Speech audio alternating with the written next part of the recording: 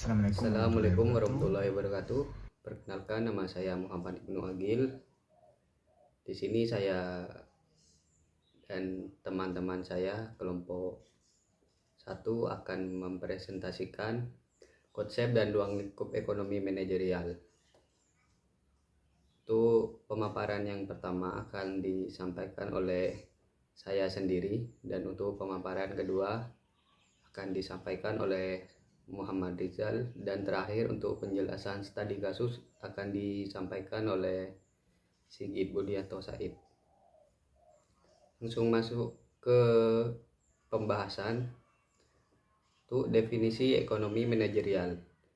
Definisi ekonomi manajerial adalah penetapan teori ekonomi dan bisnis serta seperangkat analisis ilmu pengambilan keputusan mengenai ekonomi berhubungan dengan area fungsional ilmu administrasi bisnis yang meliputi akuntansi, keuangan, pemasaran, manajemen sumber daya manusia, dan produksi. Selanjutnya ada managerial economics, manajer menurut para ahli. Di sini yang pertama menurut Paul G. Kiet 2000. Managerial economics adalah ilmu dan seni tentang bagaimana mengorganisir dan mengalokasikan sumber daya perusahaan yang terbatas untuk mencapai tujuan yang telah ditentukan. Dan selanjutnya ada ekonomi manajerial menurut Evan J. Douglas tahun 1995. Ekonomi manajerial ini adalah bagian ilmu pengetahuan metodologi ekonomi dalam proses pengambilan keputusan sebuah perusahaan atau organisasi. Dan yang selanjutnya ada managerial economics, itu menurut Dominic Salvatore 1996. Managerial economics adalah pengetahuan atau wawasan yang menunjukkan adanya teori ekonomi dan analisis terhadap pengambilan keputusan. Berdasarkan teori ekonomi tersebut untuk menelah bagaimana bisnis dapat mencapai tujuan dengan efisien.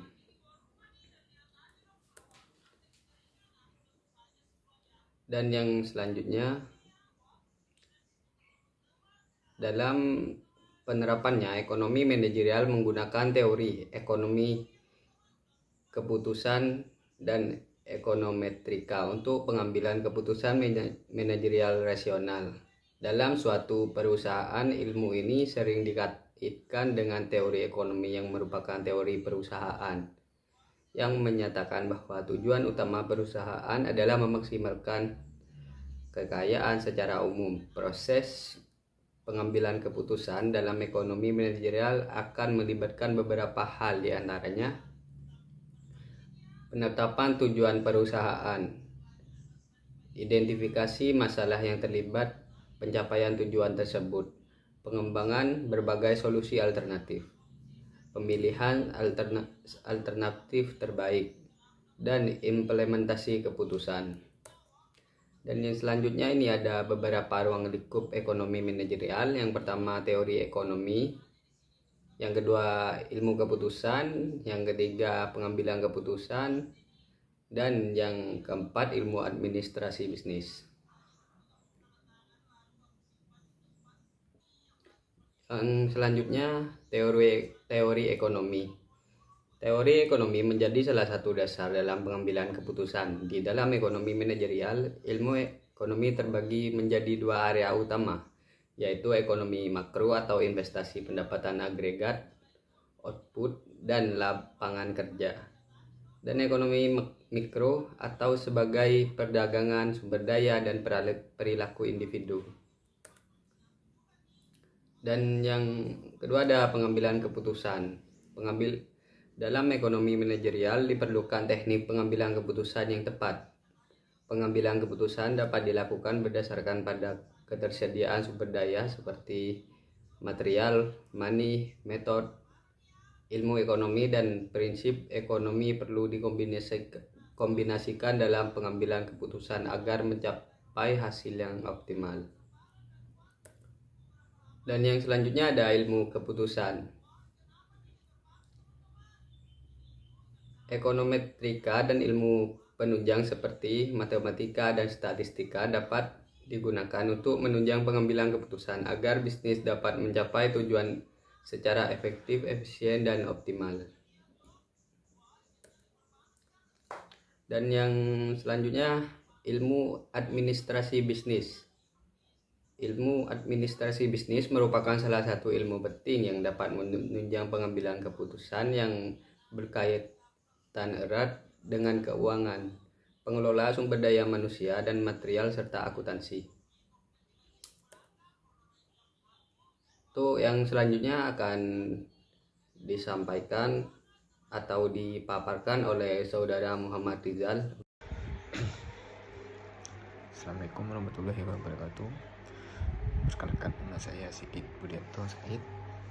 Saya di sini akan melanjutkan penjelasan dari teman-teman sebelumnya yang menjelaskan tentang apa itu ekonomi manajerial dan juga ruang lingkup ekonomi manajerial.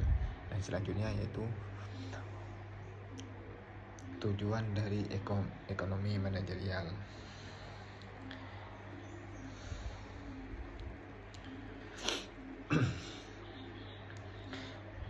Ekonomi manajerial. Tujuan utama dari ekonomi manajerial adalah membantu para manajer dan membantu mengambil keputusan dalam organisasi yang membuat keputusan yang lebih baik dan efektif dalam mengalokasikan sumber daya yang terbatas. Secara lebih spesifik sih, berupa tujuan ekonomi manajerial. Yang pertama yaitu meningkatkan efisiensi operasional. Kedua, membantu dalam mengambil keputusan. Yang ketiga, meningkatkan manajemen risiko. Dan keempat yaitu meningkatkan strategi bisnis. Yang kelima, meningkatkan pengambilan keputusan investasi. Dan yang keenam, perencanaan dan pengendalian. Yang ketujuh yaitu optimalisasi harga dan pendapatan. Yang kedelapan yaitu memahami perilaku konsumen. Yang kesembilan yaitu mengelola keuangan secara efektif. Dan kesepuluh yaitu optimalisasi harga, mempermudah menyelesaikan masalah. Dan yang terakhir yaitu menganalisis lingkungan bisnis. Nah, setelah tujuan dan juga ada beberapa manfaat dari ekonomi manajerial. Yang pertama yaitu selanjutnya yaitu manfaat ekonomi manajerial. Manfaat ekonomi manajerial sangat luas dan signifikan bagi berbagai jenis organisasi, baik yang berorientasi pada keuntungan maupun nirlaba. Dan berikut beberapa manfaat dari ekonomi manajerial. Pertama, pengambilan keputusan yang lebih baik. Yang kedua, peningkatan efisiensi operasional. Dan yang ketiga yaitu perencanaan strategis yang lebih efektif. Dan yang ketiga yaitu pengelolaan risiko yang lebih baik. Yang keempat yaitu pemahaman perilaku konsumen. Dan yang terakhir yaitu peningkatan keunggulan kompetitif. Ya, mungkin itu saja dari manfaat dan tujuan dari ekonomi manajerial. Dan penjelasan selanjutnya akan dijelaskan oleh teman saya. Akan melanjutkan pembahasan yang sudah dijelaskan oleh teman-teman yang mulai dari konsep, ruang lingkup, tujuan dan manfaat yang sudah dijelaskan oleh teman-teman barusan. Yang selanjutnya yaitu studi kasus pertama, yaitu salah satu contohnya pelaksanaannya bisa kita lihat pada kegiatan di rumah sakit yang melakukan aktivitas merawat pasien. Sebuah rumah sakit tentunya harus memiliki informasi akurat tentang jumlah pasien yang bisa ditangani setiap hari. Selain itu, rumah sakit juga harus memiliki standar prosedur bagaimana dokter, perawat, dan para pekerja di rumah sakit tersebut dapat bekerja secara berkesinambungan dan bergantian dalam kurun waktu tertentu. Tentunya, untuk mendapatkan kinerja optimal yang harus diawali dengan keputusan yang tepat mengenai standar prosedur kerja. Dengan begitu, potensi yang terjadi kesalahan dan kekurangan dapat diminimalisir. Yang selanjutnya yaitu studi kasus yang kedua. Studi kasus yang kedua yaitu analisis permintaan, yaitu melakukan survei atau memahami preferensi konsumen dan faktor-faktor yang mempengaruhi keputusan pembelian. Dilihat dari biaya produksi, menganalisis biaya dan bahan baku, tenaga kerja, dan juga overhead untuk menentukan harga jual yang kompetitif.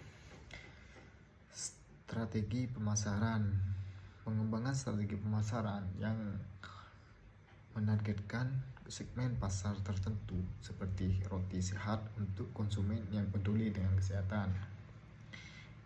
Evaluasi kinerja, yaitu menggunakan metrik seperti margin laba dan return on investment atau ROI untuk mengevaluasi efektivitas untuk konsumen yang peduli kesehatan. Aktivitas strategi yang diterapkan, hasil dari penggunaan ekonomi manajerial setelah menerapkan analisis ekonomi. Roti Enak berhasil meningkatkan penjualan sebesar 20% dalam 1 tahun dan memperbaiki margin laba dengan mengurangi biaya produksi melalui efisiensi operasional. Ya. Dan selanjutnya yaitu studi kasus yang terakhir, yaitu oleh sebuah hotel. Contoh pelaksanaannya bisa kita lihat pada kegiatan di hotel, melakukan kegiatan melayani tamu hotel. Sebuah hotel tentunya harus memiliki kualitas dan fasilitas yang memadai untuk para tamu menginap.